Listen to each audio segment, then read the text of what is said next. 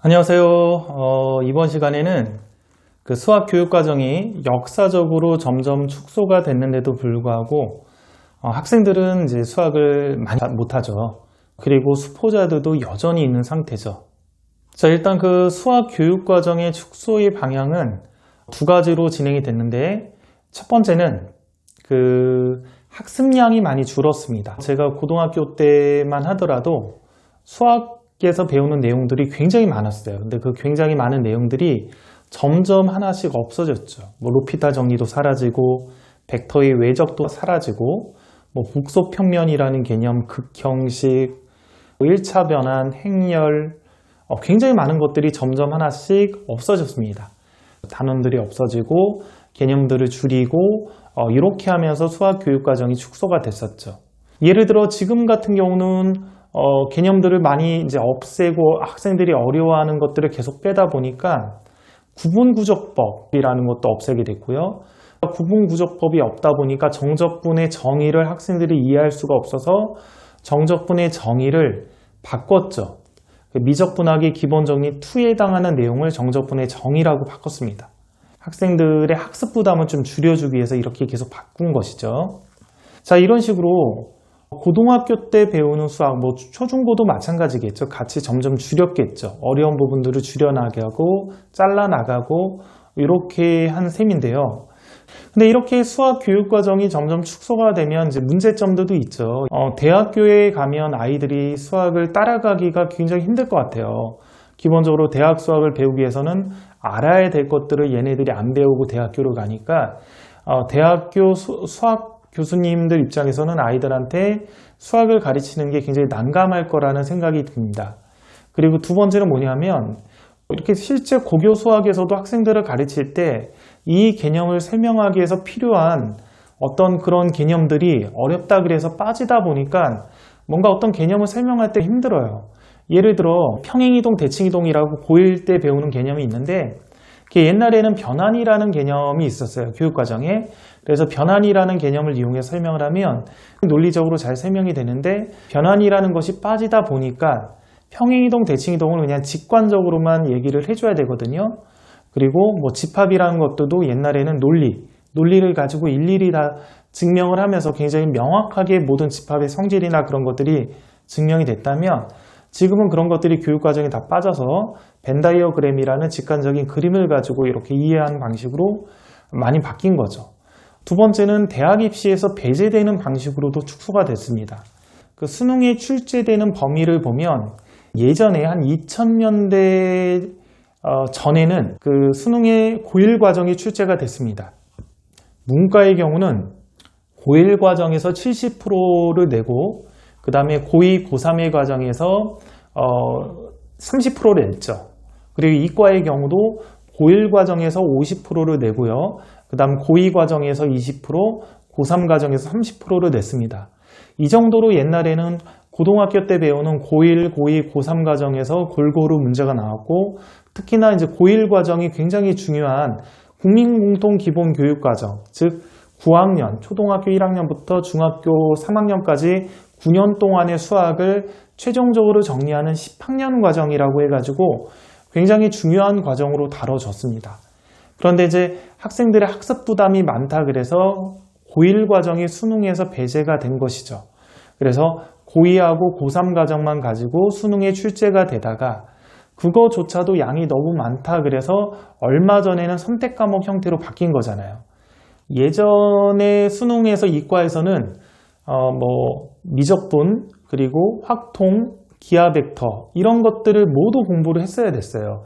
지금은 미적분, 기하 벡터 이 세 개 중에 하나만 선택하는 방식으로 수능이 바뀐 거죠. 그럼 학습량적인 측면에서는 거의 뭐 3분의 1이 줄었다라고 볼 수도 있는 거잖아요. 예전에는 모두 다 공부를 해야 됐다면 지금은 한 과목만 공부해도 되니까요. 따라서 점점 교육과정이 이렇게 양도 축소가 되고 있고 수능에 출제되는 범위도 축소가 되면서 아이들 입장에서는 수학 공부를 하는 게 훨씬 수월해지고 뭐 가령 5년 전보다는 훨씬 쉬워진 거고 양도 줄은 거고요.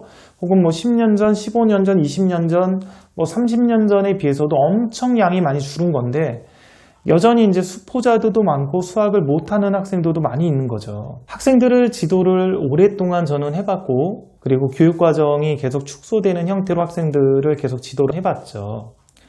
우수한 학생들을 지도를 하고 가르쳐 보면 교육과정이 축소되는 것들이 굉장히 불만이에요. 수학 선생님의 관점에서는 이런 내용들을 충분히 알아야지 얘네들이 대학교를 가고 그랬을 때 수학을 충분히 따라갈 수도 있을 뿐더러 중고등학교에서도 이런 부분들을 충분히 학습이 돼야 얘네들이 수학이라는 것이 이런 거구나, 올바른 개념 혹은 정확한 개념들을 하나씩 알게 되는구나, 이런 것들이 되는데 이렇게 축소가 되면 안 되지 않을까, 이런 생각이 많이 듭니다.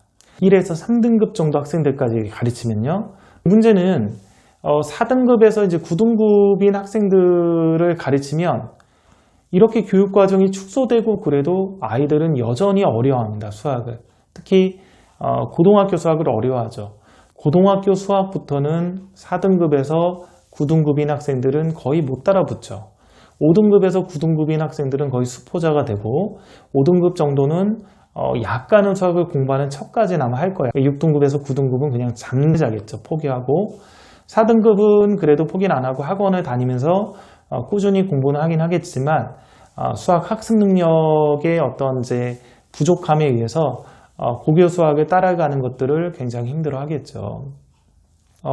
상위권을 가르쳐 보면 크게 많이 못 느끼겠지만 이런 중하위권 학생들을, 고등학생들을 가르치면 정말 못 따라옵니다. 학교 수업은 1등급에서 9등급을 다 놓고 아이들을 지도를 하잖아요. 그러면 이제 5등급에서 9등급까지면 거의 절반 이상의 아이들이 수학을 포기하고 쓰러져 만약에 잠을 잔다면 가르치는 선생님의 입장에서는 그런 부분들이 굉장히 안타깝고 우리나라 수학 교육 과정이 너무 어렵다라고 이렇게 느낄 수가 있는 것이죠. 그러다 보니까 어쩔 수 없이 아이들이 조금이라도 포기를 안 하게끔 하기 위해서 수학 교육 과정을 아마 이렇게 축소를 하고 부담을 줄여주고 이렇게 하는 거라고 볼 수가 있을 것 같습니다. 그래서 이제 그 수학을 이제 잘하는 애들, 지금은 이제 문이과 통합이니까요, 상위 1등급에서 3등급 정도 되는 학생들, 이런 학생들은 너희는 미적분이든 기하든 선택 과목을 해가지고 그런 공부를 해서 대학교에서 이과, 이공계를 가가지고 어려운 수학을 공부할 수 있는 힘을 길러라.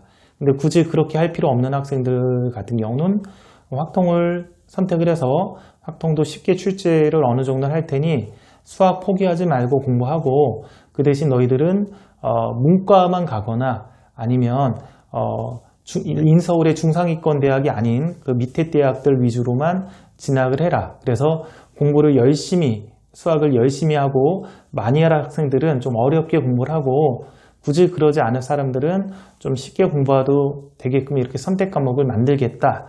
뭐 이런 게 취지가 아닐까 생각을 해봅니다. 저는 최상위권도 많이 가르쳐봤고 이제 하위권 같은 경우도 많이 가르쳐봤죠. 특히 이제 재수종합반 그런 데 가면 무수히 많은 수포자들이 이제 오거든요.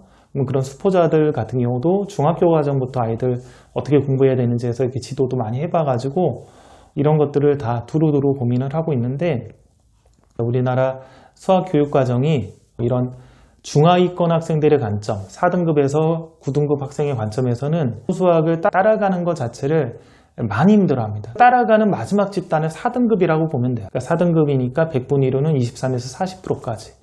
나머지 40%에서 100%니까 대략 60%에 해당하는 학생들은 못 따라가는 상황이니 교육과정을 축소를 하는 게 맞는 방향인 것 같다라고 공교육의 관점에서는 좀 생각을 해볼 수가 있을 것 같습니다.